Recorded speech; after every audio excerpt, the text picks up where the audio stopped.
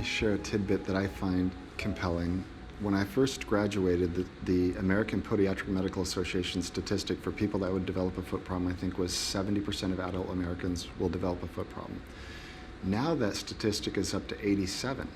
So when you start to look at those kind of figures, like we're talking about running injuries being at high percentages, to my way of thinking as a scientist, we must be missing something.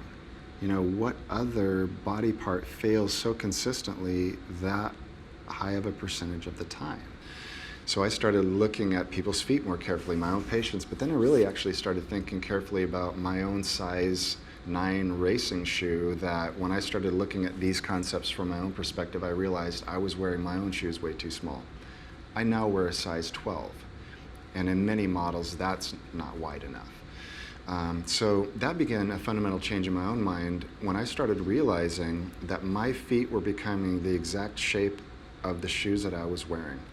And at the time, one of my massage therapy friends was telling me about working on all these elite athletes who were spending a lot of time in racing spikes, and they would come into his clinic and take their shoes off and put them alongside of the treatment table, and he would work on them. And athlete after athlete, the observation was their feet looked just like their shoe. And when you look at Dr. William Rossi's work, it's completely clear. We change the shape of our feet over the course of our lifetime with our footwear. If I led my patient to believe that a bunion surgery was fixing them, I was misleading them. Because, well, I had this one lady, fixed a bunion, looked really great, she got back to running, and then I saw her about 6 or 7 years later, came back in and looked at me and she said, "I thought you did a good job, why is my bunion back?" And this is about a year after Rossi, I read Rossi, and so I pulled the sock liner out of her cute little size 7 pointed running shoe, and I put it under her foot, and we both had an aha, that my scalpel only temporarily achieved what she wanted to achieve.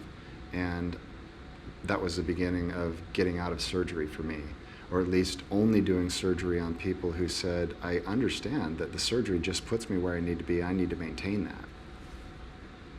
Here's a great story if you have time. Had a 3-year-old child come in with his mom and dad, second toe on both feet, sitting up on top of the third toe. Started having the conversation about natural baby feet, baby footwear, and dad started getting a little bit testy, and he looked at me and he said, "This doesn't have anything to do with shoes. This runs in my family. This person's got it, that person's got it." And this is before I had pulled the sock liner out of the poor child's footwear. So I pulled the sock liner out, I positioned the child's foot on it, and the father went, "Oh."